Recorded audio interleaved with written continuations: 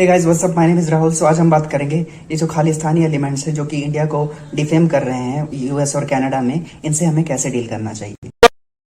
कैसा लगा मेरा मजाक? तो सबसे पहली बात ये है कि ये जो खालिस्तानी है जो कि मोस्टली पंजाब से निकलते हैं वो अपने आप को सिख बताते हैं। ये सिख नहीं है, एक तरह से आतंकवादी संगठन का हिस्सा है और ये एक कोई भी हमारे सिख नहीं है, ये बहरूपी हैं। ओके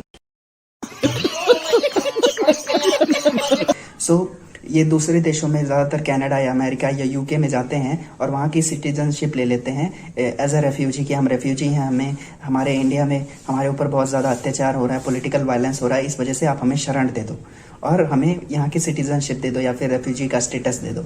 ये इस तरह की बातें ये करते हैं और वहाँ पे जाके सेटल हो जाते हैं और फिर इंडिया को डिफेम करते हैं। या फिर जैसे कि अभी कुछ दिनों पहले हमने देखा कि जो इंडिया का हाई कमीशन है यूके में या फिर कनाडा में, वहाँ पे जाकर के झंडा उतार दिया या फिर इस तरीके से तिरंगे का अपमान करना, इस तरह की हरकतें ये करते हैं। तो आज हम जानेंगे कि इन तरह के एंटी सोशल एलिमेंट से कैसे डील करना है।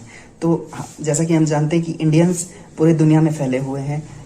पूरे दुनिया में हर 6 व्यक्ति में या 7 व्यक्ति में एक आदमी इंडियन है। ओके, इस तरह हमारे इंडियंस फैल चुके हैं पूरी दुनिया में। तो कनाडा और यूके में जहाँ पे ये प्रॉब्लम है कि मतलब खालिस्तानी एलिमेंट्स बहुत ज़्यादा हैं, वहाँ पे भी हमारे इंडियंस की तादाद बहुत ज़्यादा है।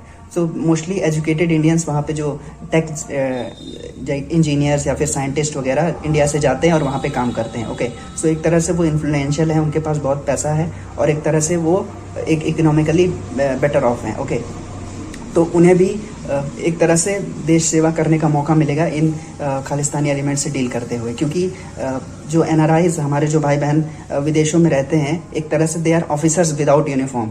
वो एक तरह से भारत के सिपाही हैं बिना यूनिफॉर्म के, तो वो भी देश सेवा कर सकते हैं इन एलिमेंट से डील करते हुए। ओके, तो सबसे पहले वो क्या कर सकते हैं, अपना एक कोई ऐसा पोर्टल होगा कि जहाँ पे सभी एनआरआई किसी भी देश के एक साथ मिलते होंगे, जैसे कोई भी ग्रुप हो सकता है व्हाट्सएप या कोई भी ग्रुप, वहाँ पे वो मिल सकते हैं और साथ ही साथ फंड्स इकट्ठा कर सकते हैं और कोई वेबसाइट्स बना सकते हैं जहाँ पे ये जो एलिमेंट्स हैं, एंटी सोशल एलिमेंट्स जो खालिस्तानी अपने आप को कहते हैं, जो अपने आप को सिख बताते हैं, इन लोगों की प्रोफाइलिंग करें कि ये कहाँ जाते हैं, कहाँ उठते बैठते हैं, क्या क्या करते हैं। इस तरीके से जब आप सोशल मीडिया पे इन लोगों को इन लोगों की जब एक तरह से मुंह काला नहीं करेंगे, इन लोगों को डिफेम नहीं करेंगे, तब तक ये इस तरह की हरकतें करते रहेंगे, इंडिया को बदनाम करते रहेंगे। दूसरी चीज़, अगर कोई भी आप देखते हैं कि विदेश में आप रह रहे हैं, मान लेते हैं कनाडा में रह रहे हैं और आप एनआरआई हैं और इस तरह के खालिस्तानियों से आप आपको अच्छा नहीं लगता कि आपके देश को कोई बदनाम करता है, तो आप क्या कर सकते हैं, लीगल एक्शन ले सकते हैं उनके खिलाफ। देखिए, लॉ की हमेशा बात यह है कि ये इसका स्लो होता है कि मतलब अगर आपने किसी पे लीगल एक्शन लिया वो प्रोसेस स्लो होगा, लेकिन जो उसकी कानून की जो मार होगी वो बहुत मजबूत होती है। ओके, सो इस तरीके से भी आप उन लोगों से डील कर सकते हैं। तीसरी चीज़ आप ये कर सकते हैं कि ये हमेशा ये बताते हैं, बेसिकली इनका मोटिव क्या है, इनका मोटिव यही है, जो खालिस्तानी है इनका मोटिव यही है कि हम अपने आप को सिख बताएंगे और किसी भी तरह की हिंदू इस्टेब्लिशमेंट या किसी भी तरह की इस तरह इंडियन इस्टेब्लिशमेंट पे जाके और हम तोड़फोड़ करेंगे या कुछ भी करेंगे। इस तरीके से ये दिखाया जाएगा, ऐसा शो होगा कि सिख लोग जो हैं हिंदुओं के खिलाफ कुछ बुरा कर रहे हैं। ओके, सो इस तरीके से इंडिया में हिंदू और सिख्स में, जो कि पंजाब में है, वहाँ पे उन दोनों के बीच में झगड़ा हो जाएगा। यही ये खालिस्तानी चाहते हैं। सो इन लोगों से हम डील करने के लिए क्या कर सकते हैं, जब भी ये लोग हमारे जो कॉन्सुलर ऑफिसेज है या फिर यूके में हाई कमीशन है या कहीं भी इंडिया का जो हाई कमीशन है,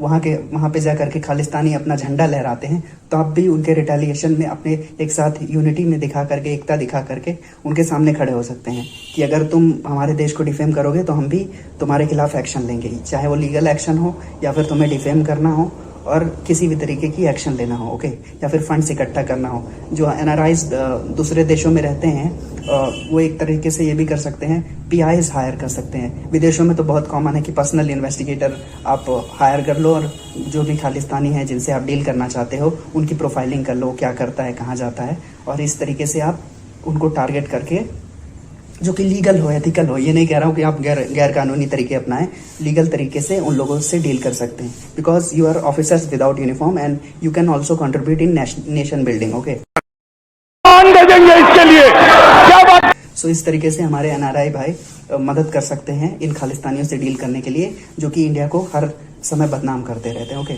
so these were the few things about how we can deal with the problem of this Khalistanis and how they defame India. Okay, so I have understood. Thank you so much for watching. Please like and